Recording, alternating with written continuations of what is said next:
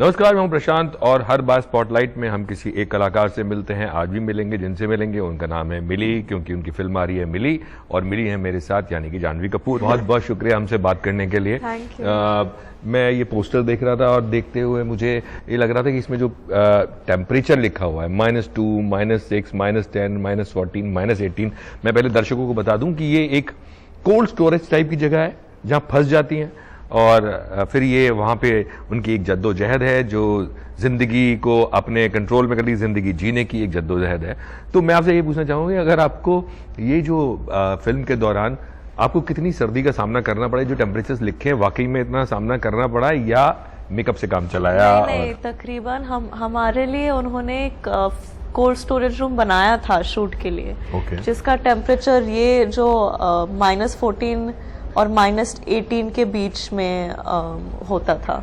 अच्छा, इतना होता था? हाँ। ओके, बट इससे ऊपर जो नॉर्मल फिल्म में जो दिखाया गया है वो 18 से ऊपर भी, नीचे भी जाता था? वो 18 नहीं, वो 20 पे -20 पे जाके रुक जाता है, लेकिन हमारा फ्रीजर -15 तक था। हाँ।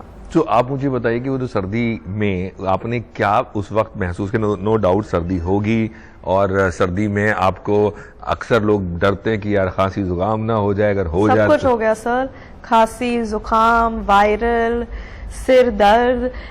और एक दौर के बाद क्योंकि हम एक बंद कमरे में इतने दिनों तक फंसे हुए थे, जब मैं सोती थी मेरे सपने में भी आता था कि मैं फ्रीजर में फंसी हूँ, फ्रीजर में फंसी, और ऐसे करके उठती थी।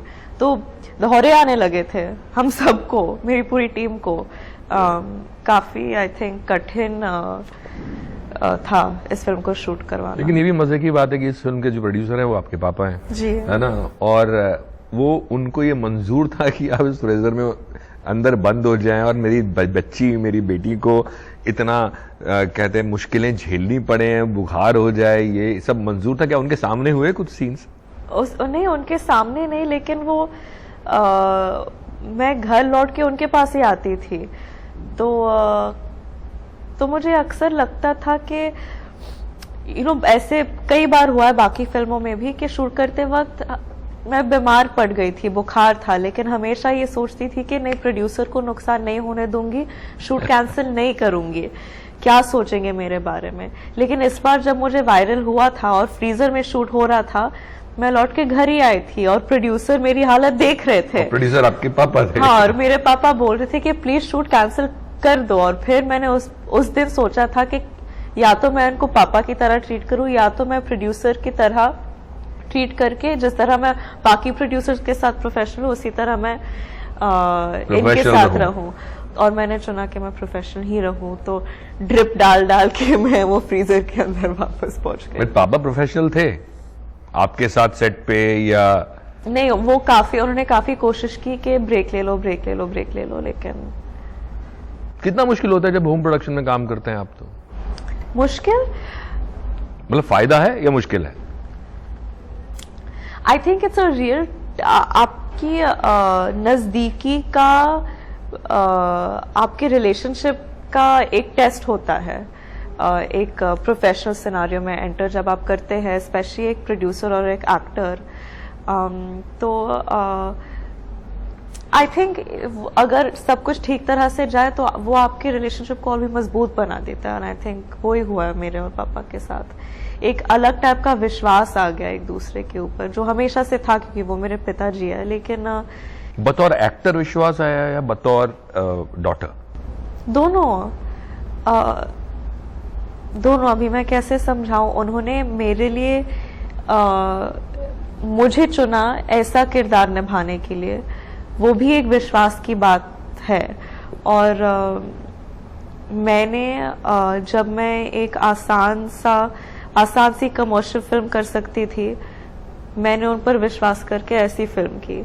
तो आई थिंक शुरुआत वहां से हुआ, लेकिन जिस तरह से ये फिल्म बनी है और देखने के बाद जो गर्व हम दोनों को महसूस होता है, उससे भी एक अलग संबंध हो गया हमारा कि हमने कुछ अच्छा बनाया है साथ में।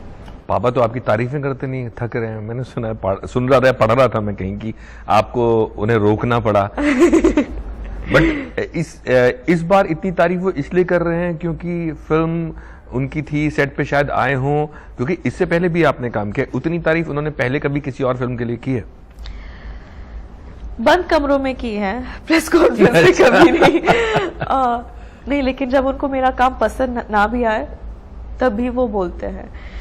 मैं आपको फिल्म नहीं बताऊंगी, लेकिन उन्होंने एक फिल्म का कोई फर्स्ट कट देख के मुझे बोला था कि मुंह छुपाना पड़ेगा।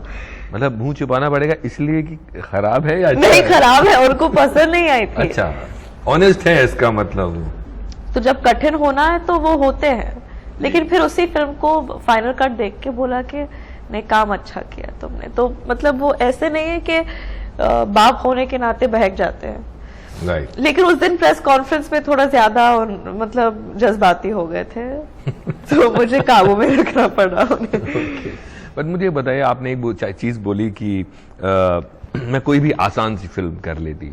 क्या आसान फिल्म नाम की चीज होती है क्या? या आपने अभी तक जो फिल्में की हैं उनमें कोई ऐसा लगा कि वो आसान थी? नहीं सर, आई थिंक आसान फिल्म जैसी कोई चीज नहीं होती, क्योंकि हर फिल्म में हर इंसान बहुत मेहनत लगाता है। As an actor? As an actor भी। जब मैं आसान कहती हूँ, मेरा मतलब ये होता है जो किरदार मुझसे ज्यादा मिलता जुलता हो, जो कि शायद एक अर्बन लड़की हो, जिसमें उसे -15 डिग्रीज के फ्रीजर में बंद ना रहना हो, जिसके लिए उसे शायद आर्मी ट्रेनिंग या हेलीकॉप्टर चलाना ना सीखना हो, जिसमें शायद हैवी इमोशनल सीन्स ना हो, जिसमें अलग टाइप की चीजें। ऐसी कौन सी फिल्म रही है अभी तक आपकी? मैंने ऐसी कोई फिल्म की नहीं। धड़क। हाँ, धड़क शायद धड़क भी आसान नहीं थी, उसमें काफी। वो भी आसान इसलिए नहीं हुई क्योंकि पहली फिल्म थी। पहली फिल्म में तो आदमी वैसे ही घबराया हुआ होता है। हाँ, मैं तो मतलब हर रोज शौक में उठती थी कि आज क्या करूं। Right right right. पर मुझे ये बताइए कि आपने इस फिल्म के बारे में अगर मैं बात करूं तो लोग सवाल आपसे पूछ रहे होंगे, और लोग जो भी सवाल पूछ रहे हैं वो ट्रेलर देख के पूछ रहे हैं, मैंने भी ट्रेलर देखा। ऐसी कौन सी चीज है जिसके बारे में आपको लगता है कि लोगों को बात करनी चाहिए उस मेहनत के बारे में? ये हमें दिख रहा है कि आपने फ्रीजर में ठंडी झेली है, आपकी नाक भी लाल बड़ी हुई है और अभी भी आपको लग रहा है थोड़ा सा सर्दी लग रही है। इमेजिन मुझे यहाँ सर्दी लग रही है तो मतलब हाँ। ये -15 में मेरी हालत क्या जी होगी। तो ऐसी कौन सी चीज होगी इस फिल्म के बारे में जो आप बात करना चाहेंगे? देखिए सर, मेरी मेहनत एक तरफ है, लेकिन हमारे निर्देशक जो है मातू कुटी जेवियर, उनकी मेहनत अलग लेवल की मेहनत है, क्योंकि उन्होंने ये फिल्म जान लगा के बनाई है। मैं एक बार बीमार हुई थी फ्रीजर में, वो 2 बार बीमार हुए थे। उनको क्योंकि वो भी फ्रीजर में खड़े थे। जी, उनको वो हिंदी जबान बिल्कुल नहीं जानते। हेलेन उनकी पहली फिल्म थी। वो बहुत कम उम्र के हैं, लेकिन इतने शातिर है, इतने मेहनती है। मतलब शातिर मेरा मतलब है अपने काम को लेकर, और मेहनती बहुत है। तो आई थिंक मेरे मेहनत से ज्यादा हर फ्रेम में आपको उनकी मेहनत दिखेगी। जब भी मैं आपके बारे में इंटरव्यू करने आता हूँ या पढ़ता हूँ या सोचता हूँ, आंखें बंद करता हूँ, तो मुझे आप हमेशा अकेले नजर आती हैं। अकेले इन द सेंस फिल्मों में अकेले। आई थॉट लाइफ में मेरी शादी कभी नहीं होगी, अकेली रहेगी। अकेले से मतलब कि गुंजन सक्सेना हो, चाहे हम गुड लक जैरी की बात करें, मतलब फीमेल ओरिएंटेड फिल्म्स, अकेली आप अकेली अभिनेत्री नजर आती है, आपके हीरो नहीं होते ज्यादातर साथ में, है ना? तो एक वो इमेज है। बट मुझे ये बताइए कि अक्सर जब एक एक्टर, कोई भी मेल या फीमेल, इस तरह की एक फिल्म करता है तो एक कॉन्शियस डिसीजन होता है कि यार ये मैंने अभी फीमेल ओरिएंटेड एक फिल्म कर ली, अब मैं इस तरह की फिल्म करूंगा। और मैं ये नहीं कहूंगा कि आपकी लगातार ऐसी फिल्में आ रही हैं, बट हाँ, एक फिल्म के बाद ज्यादातर इसी तरह की फिल्में। तो ये कॉन्शियस डिसीजन है या आपके जो टीम है उनका कॉन्शियस डिसीजन है कि एक अलग जगह आपके लिए इंडस्ट्री में वो लोग सोच रहे हैं? सर या हो गया है? ये हो गया है सर, इतना मैंने कैलकुलेट नहीं किया। ये किस्मत की बात है, और मेरी तरफ ऐसे ही रोल्स आए हैं, और जो स्क्रिप्ट्स मुझे पसंद आई हैं उनमें मैं अकेली रही हूँ, और जो 2-3 स्क्रिप्ट्स मुझे बहुत पसंद आई जिनमें हीरोज थे, वो किसी वजह से मेरे साथ नहीं बन पाई, डेट्स की वजह से या अलग अलग रीजंस थे। अगर मैं इतना कैलकुलेट करके मेरे करियर को निभा, अगर मैं इतना कैलकुलेट करके हर डिसीजन ले रही थी मेरे करियर को लेके, तो शायद मैं मिली करके एक कमर्शियल फिल्म करती हीरो के साथ, गुंजन के बाद एक मेन स्ट्रीम फिल्म करती है, ऐसे बैलेंस करने की कोशिश करती है। लेकिन मैंने वैसे नहीं किया है, क्योंकि मैं दिल से काम करने की कोशिश करी और दिल से डिसीजंस लेने की जो कोशिश स्क्रिप्ट पसंद आई वो कर लिया, ऐसा नहीं है कि यार कोई प्लानिंग है लाइफ में कि ऐसा करना है वैसा करना है। मल्टी स्टारर फिल्म्स बनती हैं बहुत सारी, और अगर आपको सारा के साथ फिल्म करने का मौका मिल जाए, सारा के साथ हाँ। ऑफ कोर्स मैं करूंगी। अब मतलब अगर स्क्रिप्ट अच्छी हो। हाँ, क्योंकि लोग जैसे मल्टी स्टारर देखना पसंद करते हैं, मल्टी एक्ट्रेस स्टारर भी देखना पसंद करते हाँ। होंगे। जो आप लोगों का बॉन्ड है अगर वो फिल्म तक जाता है, तो मेरे ख्याल में लोग, क्योंकि मेरे पास भी ऐसे एक दो रिक्वेस्ट हमारे चैनल से आते हैं कि इन सारा और जानवी के साथ ये किया जाए वो किया जाए, तो मेरे ख्याल में आपको लोग दोनों देखना पसंद करेंगे। क्या ऐसा कभी सारा की तरफ से आया है, या आप लोगों ने कभी दिमाग में सोचा है कि ऐसा हो? हमने नहीं काफी डिस्कस किया इस चीज को, काफी सोचा भी है, लेकिन आई थिंक उसके लिए भी सेम ही चीज है कि पहले स्क्रिप्ट अच्छी मिलनी चाहिए। Right right. बट अगर मैं आपसे पूछूं कि जिस तरह से अभी आपका करियर चल रहा है, आपको जब आप अपने आसपास अपने कंटेम्परेरीज को देखती हैं, तो आपको लगता है कि आप एक जिस तरह से आप आगे बढ़ रही हैं वो आपका कदम ठीक है? पता नहीं सर, आप बताइए। आपने ऐसे पूछ लिया, अभी मैं सब कुछ क्वेश्चन कर रही हूँ कि ठीक है, नहीं है, सही है, गलत है। आपके घर में इतने सारे लोग हैं जो सब फिल्मों से रिलेटेड है, उनका कहना क्या है? पापा का मानना है कि ये अच्छी बात है कि इतनी कम उम्र में मैंने इतनी फिल्म्स कर ली जो सिर्फ जहाँ मुझे इतना कुछ करने को मिला है, और इतने अलग अलग रोल्स प्ले करने का मौका मिला है। लेकिन उसके अलावा हम सब इतना नहीं सोचते हैं। अगर फिल्म अच्छी है, स्क्रिप्ट अच्छी है, तो वो ही विक्ट्री है, चाहे उसमें 5 मिनट का रोल हो या 2 घंटे का। अब आपसे छोटे छोटे कुछ सवाल पूछूं। मैं आपसे पूछना चाहूंगा कि अगर मैं आपको 2 डिग्री 6 डिग्री 10 डिग्री, तो आप मुझे दिखा सकते हैं कि कितना ठंड लगेगी आपको? सर अभी तो फिलहाल लग रहा है कि -20 डिग्री में ही बैठी हूँ मैं, इतनी ठंड लग रही है। ओके, सो मैं छोटे छोटे कुछ क्वेश्चंस हैं वो मैं आपसे पूछता हूं। कौन सा ऐसा मेल स्टार है जिसके साथ आप इक्वेशन सबसे ज्यादा एंजॉय करती हैं अगर आप सेट पे होती है तो? सेट पे सबसे ज्यादा मजा मुझे वरुण के साथ आता है। अभी आप फिल्म भी कर रही हैं उनके साथ, बवाल। ओके, एक कोई भी फिल्म, सीन, सॉन्ग या जिसके बारे में फिल्म, सीन, सॉन्ग जिसके बारे में जो आपके दोस्त हैं जो फिल्मों से नहीं है, वो जिसके पीछे कहते हैं ना दीवाने हों, जिसके मेरे फिल्म से, आपकी फिल्म से? जब नदियों पार रिलीज हुआ था वो सब बड़े खुश थे, क्योंकि जब वो पार्टीज वार्टीज में जाता है तो वो गाना काफी प्ले होता है, तो वो एक्साइट हो जाते हैं कि ये मेरे दोस्त का गाना है। तो अगर आप होती हैं वहां पे, तो अगर आप भी उनके साथ होती है तो कहते तो नहीं कि उसी गाने पे डांस करके दिखाओ? नहीं, मैं कभी नहीं डांस करती दोस्तों के साथ वो गाने पे। Okay okay.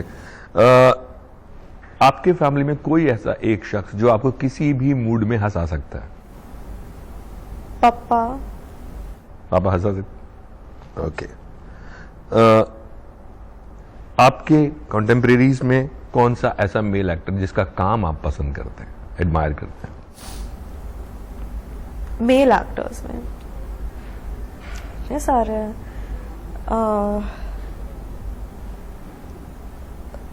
रणवीर, जिस जोश से वो काम करता है और जो डिटेलिंग वो अपने काम पे डालता है, और पर आई डोंट थिंक वो सीनियर है ना मेरे से कंटेम्प्रेरी। हाँ, इतने सीनियर, हाँ ठीक है बोल सकते हैं। हाँ, हाँ। कंटेम्प्रेरी में तो बहुत ही कम लोग हैं मेरे ख्याल में, इवन राजकुमार राव भी सीनियर हैं।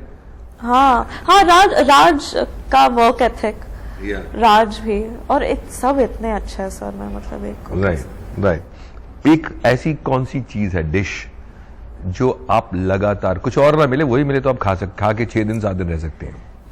मेरे फेजेस होते हैं सर। अभी चीज केक का फेज चल रहा है। कितने दिन चलता है फेज? 15-20 दिन। और रोज मतलब 1 हफ्ते पहले दाल मखनी का फेज चल रहा था मेरा। अच्छा। जब मैं जयपुर में थी, जो दाल मखनी वो बनाते थे ना वो मैरियट होटल पे, मैं नाश्ता, लंच, डिनर सब सारे मील्स के लिए दाल मखनी ऐसे पॉलिश की तरह खाती थी। ओके। लेकिन अभी वो खत्म, अभी चीज केक का चल रहा है। ओके। सबसे ज्यादा केक क्या देता है, हॉलिडे और एडवेंचर? एडवेंचर। ओके। आपसे अगर ये कहा जाए कि आपको किसी भी फिल्म में कोई एक ऐसा कैरेक्टर करना है जो आपने आसपास कभी ना देखा हो, तो वो आपको कितना मुश्किल, आपके लिए कितना मुश्किल होगा अपने आप को समझाना, अपने आप को तैयार करना उस कैरेक्टर के लिए? मेरे लिए एक्साइटिंग होगा, क्योंकि मैंने आज तक के जितने भी कैरेक्टर्स किए हैं वो मेरे दुनिया से बिल्कुल बाहर है। तो आपको रूही का कैरेक्टर कैसा लगा जो रूही में था? वो काफी वो तो दुनिया से ही बाहर था वो कैरेक्टर। फिल्म से भी बाहर ही था, पहली थी वो फिल्म में। बट मजा आया मुझे तभी भी लगा था कि किन लोगों को ऐसे मौका मिलता है कि वो मतलब भूतनी का किरदार निभा रहे हैं, तो मुझे बहुत मजा आया। Great great. तो बहुत बहुत शुक्रिया बात करने के लिए और फिल्म के लिए वंस अगेन आपको शुभकामनाएं। अगली बार जब मैं आपको मिलूं तो मैं कहूं आपको कि मुझे फिल्म अच्छी लगी, जैसे मैंने गुड लक जेरी के बारे में बोला। थैंक यू, बहुत बहुत शुक्रिया। Thank you. Thank you.